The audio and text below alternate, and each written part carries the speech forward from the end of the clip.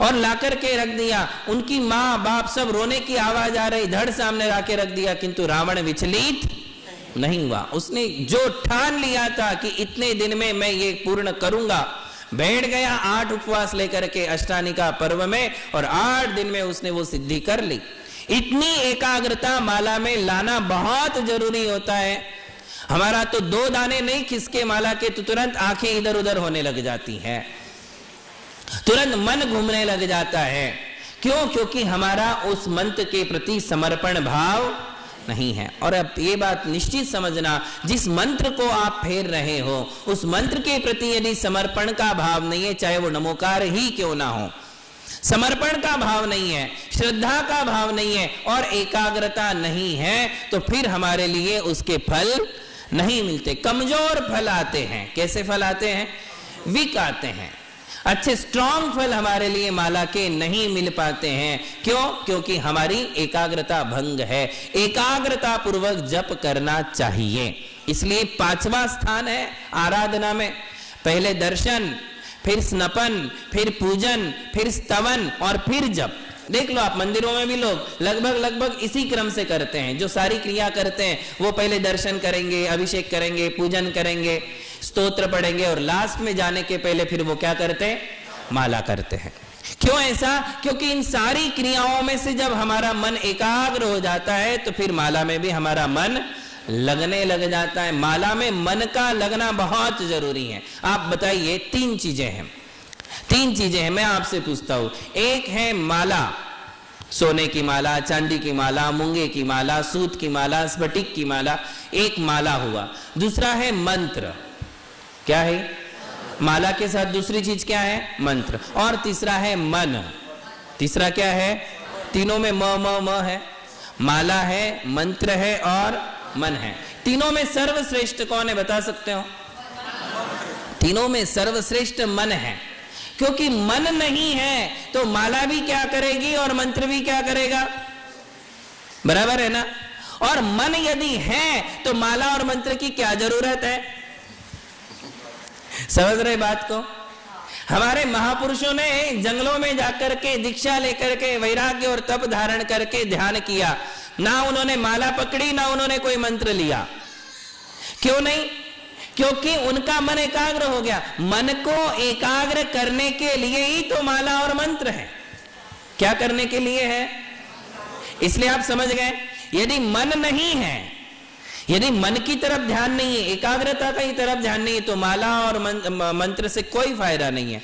और यदि मन पूरा है, पूरा एकाग्र हो चुका है, तब भी माला और मंत्र का कोई जरूरत।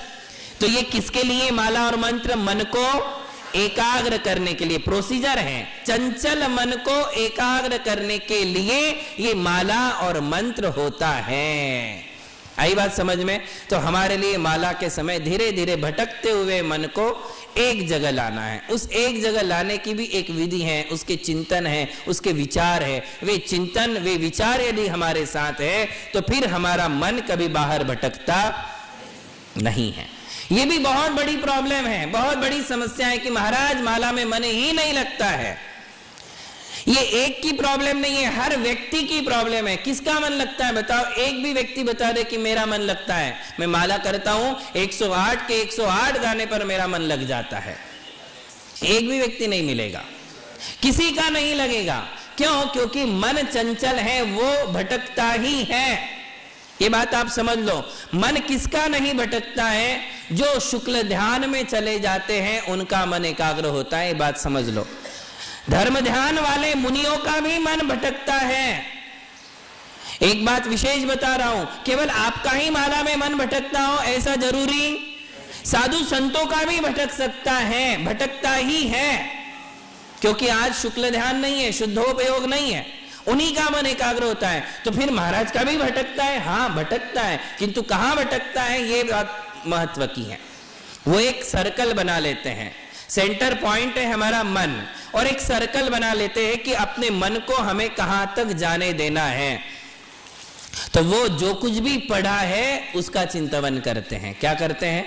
चारों अनुयोगों का ज्ञान है, कर्णानुयोग है, द्रव्यानुयोग है, अध्यात्म है, सिद्धांत है, भक्ति है, पुराण है, ये सब उनके दिमाग में सेट है। पूरा पढ़ा हुआ है। तो महाराज साहब का यदि माला के किसी दाने से मन खिसका तो खिसक कर कहां जाने वाला है? या तो किसी पुराण में चला जाएगा, या पढ़े हुए किसी सिद्धांत पर चला जाएगा, या भगवान के किसी गुण पर वो विचार करने लग जाएंगे। तो एक सर्कल बना लिया है कि मन भटकेगा भी तो इस सर्कल के अंदर, इसके बाहर नहीं जा सकता। 12 भावनाओं में से किसी एक भावना का विचार वो करने लग जाएंगे, और जब ऐसे विचार आएंगे तो पुनः वापिस काय पे लेके आएंगे? उस मंत्र पर। मंत्र पर जाएंगे, मंत्र से जाएंगे तो किसी धर्म ध्यान पर, किसी भी एक विषय पर, किंतु आपके पास वो मैटर है ही नहीं। भाई महाराज के पास चारों अनुयोगों का ज्ञान है, सैद्धांतिक ज्ञान है, सब कुछ है, तो वो अपने मन को भटकाते भी है तो कहां ले जाएंगे? एक शुभ वस्तु पर ले जाएंगे, किसी तीर्थ पर ले जाएंगे, किंतु आपके पास वो ज्ञान ही नहीं है, मैटर ही नहीं है सोचने के लिए। मैंने कहा था ना कि हम भगवान के सामने खड़े हो जाते हैं, किंतु सोचने के लिए यदि मैटर नहीं है तो हम 2 मिनट में भगवान को धोख दिए बाहर हो जाते हैं। किंतु सोचने के लिए यदि मसाला मिल गया कि भगवान कैसे हैं, क्या स्वरूप है, क्या गुण है, कौन से दोष नहीं है, तो सोचने के लिए 5 मिनट का मैटर हमारे पास है, हम सोचेंगे। ऐसे ही माला करते समय हमारे पास मैटर होना चाहिए, और आपके पास जो मैटर है वो बिजनेस से रिलेटेड है, वो परिवार से रिलेटेड है कि नहीं, लेन देन की बातें हैं, और बाकी विषय भोगों की सारी बातें मन में भरी हुई है। तो आपका माला में से मन हटता है तो कहाँ जाता है? कभी दुकान पर जाता है, तो कभी व्यापार में, तो कभी कस्टमर में, तो कभी पत्नी के पास चला जाता है, बच्चों में चला जाता है, कहीं भी मन। या फिर जो घटी हुई घटनाएं हैं पूर्व में, जो झगड़े हुए हैं, वो झगड़े माला के समय याद आते हैं। कुछ भी नहीं है तो एक घटित घटना हमारे लिए याद आती है कि क्या हुआ था, क्या कहा था, उसका तो मेरा अभी वो पूरा ऋण चुकाना ही बाकी है। उसने मेरी जो बेइज्जती की थी वो तो मैंने उसको अभी चुकाया ही नहीं, मुझे भी तो करना बाकी है। ये उस माला के समय याद आता है। क्यों याद आ रहा है? क्योंकि आपके पास चिंतन के योग्य अच्छी सामग्री नहीं है। जो भी सामग्री भरी है वो संसार और गृहस्थी से रिलेटेड भरी हुई है। इसलिए थोड़ा थोड़ा जो हम जैनिज्म में यहाँ सीख रहे हैं उसका विचार कर सकते हो कि महाराज साहब ने क्या पढ़ाया था, इसका क्या अर्थ है, क्या नहीं है, ये बातों पर आप जा सकते हो। तो मैं आज माला करने की ये जो भूमिका बना रहा हूं, इसमें सिर्फ इतनी ही बात हमारे लिए कहनी है कि माला फेरने के पहले हमारे लिए अपने मन को शुद्ध बना लेना चाहिए, और मन को शुद्ध बनाने के लिए ही सबसे पहले हमने अभिषेक किया, पूजन किया, दर्शन किए, उसके बाद मन थोड़ा थोड़ा एकाग्र होने लग गया। तो अब हम किस पर आ गए? माला पर आ गए, ठीक है ना, जप विधि पर आ गए। तो जप शब्द का अर्थ सबको समझ में आ गया। क्या बताया? जन्म मरण की परंपरा का नाश, और प यानी पापों का नाश, ठीक है ना। मतलब एक अनंत सुख, मोक्ष का सुख, और एक संसार का सुख। जप करने से ये सारे सुख हमारे लिए मिलते हैं। संसार में सुरक्षा और सुविधा, ये 2 बातें जप करने से हमारे लिए विशेष रूप से मिलती हैं। हर दुख को हम दरकिनार कर सकते हैं, हर दुख के ऊपर हम विजय प्राप्त कर सकते हैं इन मालाओं के द्वारा। नवग्रहों की पीड़ाओं से भी हम मुक्त हो सकते हैं मालाओं के द्वारा, क्योंकि उससे पाप कर्मों की कड़वाहट कम होती है और ग्रहों की स्थितियां बदल जाया करती हैं। इसलिए ये जप करना हमारे लिए परम आवश्यक है। सभी ने ये जप विधि सीखना है कि इसमें क्या क्या करना पड़ता है। अनेक बातें हैं, जिसमें से सिलेक्टेड जो बातें हैं वो हम आपके लिए बताएंगे कि कौन से उद्देश्य से माला करना है। देखिए, अनेक प्रकार के उद्देश्य हैं। कोई बीमार है, कोई गरीब है, कोई घाटे में है, किसी का धंधा नहीं चल रहा है, किसी के लिए पुत्र संतति नहीं है। अनेक प्रकार के सांसारिक समस्याएं सबके पास होती हैं। सांसारिक समस्याओं से नहीं उभरोगे तो धर्म में मन लगने वाला नहीं है। तो सांसारिक समस्याओं से उभरने के लिए भी अलग अलग प्रकार की जप होती हैं, मालाएं होती हैं। वो कौन कौन सी और कैसी कैसी होती हैं, ये सारी बातों को लिए हम आगे के दिनों में आपके लिए बताएंगे कि कैसे कैसे हमारे लिए जप करना चाहिए। ठीक है, आज इतना ही। महावीर भगवान की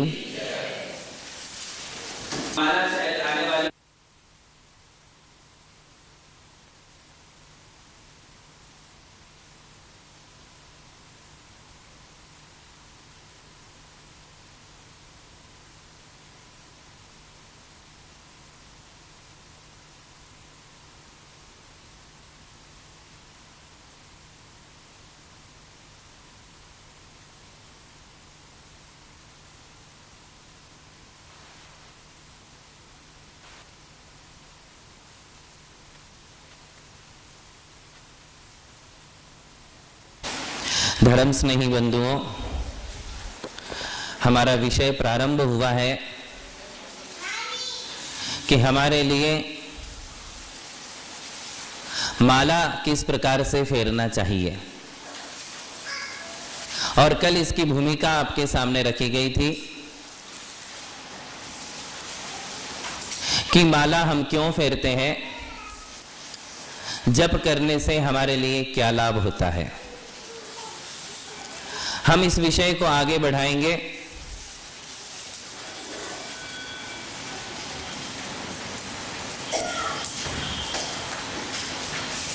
माला करने की विधि में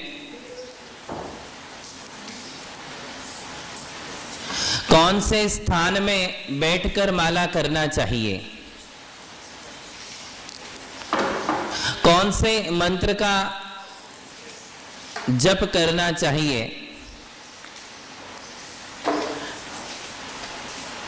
कौन सी माला से जप करना चाहिए,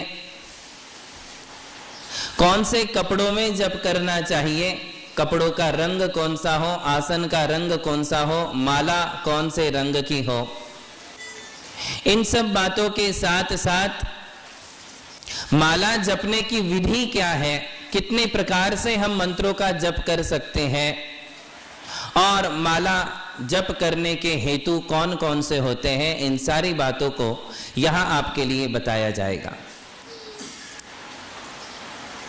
माला में 108 दाने होते हैं, ये बात हम सब लोग जानते हैं, किंतु प्रश्न यह है कि 108 ही दाने माला में क्यों होते हैं, इससे ज्यादा क्यों नहीं होते और इससे कम क्यों नहीं होते हैं। तो पूर्वाचार्यों ने कहा कि गृहस्थ जीवन में 108 प्रकार से कर्मों का बंध मनुष्यों के लिए हुआ करता है। वे कर्म पुण्य रूप से भी बंधते हैं और पाप रूप से भी बंधते हैं। पुण्य कर्म का बंध भी 108 प्रकार से होता है और पाप कर्म का बंध भी 108 प्रकार से होता है, किंतु गृहस्थ जीवन जीते हुए गृहस्थों के लिए पुण्य कर्म कम और पाप कर्म के बंध की बहुलता होती है। हमारी सोच में, हमारे वचनों में, हमारी क्रियाओं में पुण्य परिणाम बहुत कम होते हैं और पापों के परिणाम बहुत ज्यादा होते हैं। अशुभ विचार करना, निरंतर आर्त ध्यान और रौद्र ध्यान करना, अनेक प्रकार के अशुभ संकल्प और विकल्प करना, कठोर वचनों को बोलना, अनेक प्रकार से वचनकृत पाप कर्म का बंध, और इसी प्रकार शरीर से भी हमारे लिए हुआ करता है। उन पाप कर्मों की श्रृंखला से निवृत्ति पाने के लिए माला में 108 दाने होते हैं कि हम 108 प्रकार से 108 बार मंत्र का जाप करके, महामंत्र का जाप करके उन बंधे हुए पाप कर्मों का हम बैलेंस करते हैं। उन बंधे हुए पाप कर्मों की श्रृंखला को हम कम करते हैं, कड़वाहटों को हम कम करते हैं। वे 108 प्रकार कौन से हैं, तो आप आलोचना पाठ में कहते हो, समरंभ समारंभ आरंभ मन वचतन कृत कारित अनुमोदन ते क्रोधादि चतुष्टय। ये 108 प्रकार होते हैं। हम लोग पढ़ते हैं किंतु इनका अर्थ समझ नहीं पाते हैं। 108 प्रकार से कैसे पाप बनते हैं और पुण्य भी कैसे 108 प्रकार से हो जाया करता है। देखिए, समरंभ, समारंभ और आरंभ, ये 3 नए शब्द आपके लिए हैं। अगले 4 शब्द हैं क्रोध, मान, माया और लोभ। फिर 3 बातें हैं मन, वचन और काय, और फिर 3 बातें हैं कृत, कारित और अनुमोदना। इन सबको एक दूसरे से गुना कर दो। समरंभ, समारंभ और आरंभ कितने हो गए? क्रोध, मान, माया, लोभ कितने हो गए? तो 4 तीय 12। मन, वचन, काय ये 3 हो गए तो 12 तीय, और कृत, कारित, अनुमोदना ये और 3 हो गए तो 36 तीय 108। देखिए 108 प्रकार के भंग बनते हैं, 108 प्रकार बन जाते हैं। इन 108 प्रकारों से हम कैसे पाप बांधते हैं? तो कहते हैं समरंभ, समारंभ, आरंभ। इन 3 शब्दों का अर्थ हमें समझना है। समरंभ शब्द का अर्थ होता है किसी भी कार्य करने की प्लानिंग, योजना बनाना। केवल मन ही मन उसकी योजना बनाना, मन से योजना, वचन से योजना, शरीर से योजना, केवल प्लानिंग बनाना कि हमारे लिए कोई काम करना है। समारंभ, समारंभ शब्द का अर्थ होता है कि उस कार्य को करने के लिए जिन जिन साधनों की आवश्यकता लगती है उन सारे साधनों को जुटाना, इसे कहते हैं समारंभ। समरंभ का अर्थ क्या हुआ? केवल योजना बनाना, प्लानिंग, उसे कहते हैं समरंभ। और समारंभ का अर्थ क्या हुआ? जो कार्य करने का संकल्प किया है, हमने योजना बनाई है, वो कार्य करने के लिए जो जो साधन चाहिए उन साधनों को जुटाना। और आरंभ शब्द का अर्थ है कि सारे साधन जुट गए, अब कार्य करना प्रारंभ कर देना, कार्य का प्रारंभ कर देना ही आरंभ है। छोटा सा एग्जाम्पल, मन में ये प्लानिंग किया कि आज रसोई बनानी है, रसोई बनाने की क्या बनाई? योजना। आज मुझे क्या बनाना है, कौन सी सब्जी बनाना है, या कौन सा मेन्यू आज मुझे भोजन में करना है, तैयार करना है, ये आप जो सोच लेते हो इसे क्या कहेंगे? समरंभ। ये क्या हुआ? समरंभ। समारंभ, अब जो मेन्यू आपने तय किया है कि आज के भोजन में क्या होगा, उस मेन्यू के लिए जो जो चीजें लगेगी, जो मसाला, जितने प्रमाण में जो मसाला लगेगा वो सब जुटा लेना, वो सब्जी ला लेना, और सब लाने के बाद वो रसोई बनाना, वो मेन्यू बनाने के लिए हम प्रारंभ कर देना, इसे कहते हैं आरंभ। जुटा लिए साधन, ये हो गया समारंभ। और वो बनाने के लिए आपने जो प्रारंभ कर दिया वो क्या हो गया? आरंभ।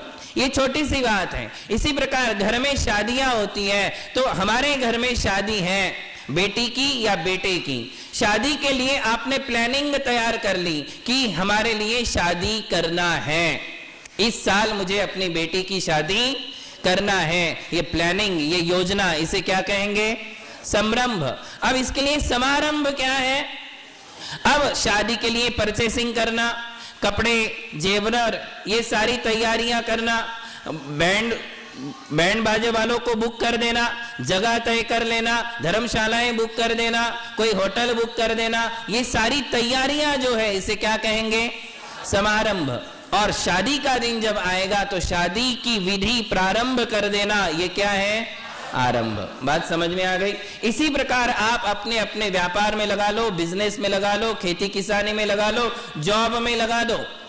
ऐसे छोटे मोटे हजारों काम हम अपने जीवन में करते हैं। हर काम की पहले योजना बनती है, योजना के बाद तदनुकूल साधनों को हम जुटाते हैं, और साधन जुटाने के बाद उस कार्य की हम प्रारंभ कर देते हैं। तो ये कहलाता है समरंभ, समारंभ और आरंभ। इसमें हमने क्या क्या लगाया? मन को लगाया, वचन को लगाया और शरीर को लगाया। तो मन से समरंभ, समारंभ, आरंभ, वचन से समरंभ, समारंभ, आरंभ, और शरीर से समरंभ, समारंभ, आरंभ। फिर ये काम हम कृत यानी स्वयं करते हैं, कारित यानी दूसरों से करवाते हैं, और अनुमोदना यानी करने वालों की अनुमोदना करते हैं। इसलिए इन तीनों को और इसमें गुना करके मिला दो तो वो हो जाते हैं 3 3 9 9 3 27। और ये 27 प्रकार के कार्यों को हम क्रोध, मान, माया और लोभ के आवेश में करते हैं। देखिए, हर कार्य में क्रोध का, मान का, माया का और लोभ का अंश होता ही होता है। बिना क्रोध, मान, माया और लोभ के कोई भी कार्य नहीं हो सकता। या तो तीव्र कषाय से होगा, मध्यम कषाय से होगा, या मंद कषाय से होगा। कषाय तो वहां होगी ही होगी। हमारा राग भाव है, हमारे प्रेम के भाव है, प्रीति के परिणाम है, इसलिए हम अपने परिवार के लिए सारे काम करते हैं। परिवार के प्रति यदि आपको प्रेम नहीं है, राग भाव नहीं है, तो आप रसोई कैसे बनाओगे? आप व्यापार कैसे करोगे? इसी प्रकार हमारे परिवार के संचालन में, व्यापार के करते हुए यदि कोई लोग आड़े आते तो उनके प्रति आपको क्या हो जाता है? द्वेष हो जाता है। तो राग और द्वेष परिणामों के बिना कोई भी कार्य संभव नहीं है। इसी को आप धर्म में लगा लो। अब यही 108 प्रकार से जो हम पाप कर्म का बंध कर रहे हैं, गृहस्थी से संबंधित जितने भी काम होंगे उसमें कौन से कर्म का बंध होगा? केवल पाप कर्म का ही बंध उसमें होने वाला है। किंतु इन्हीं 108 प्रकार से हम पुण्य कैसे कमाते हैं? जैसे कि हम प्लानिंग करें कि हमें विधान करना है। क्या सोचा? संकल्प शुभ है या अशुभ है? संकल्प शुभ है, योजना शुभ है, इसलिए अब इसके द्वारा कौन सा कर्म बंधेगा?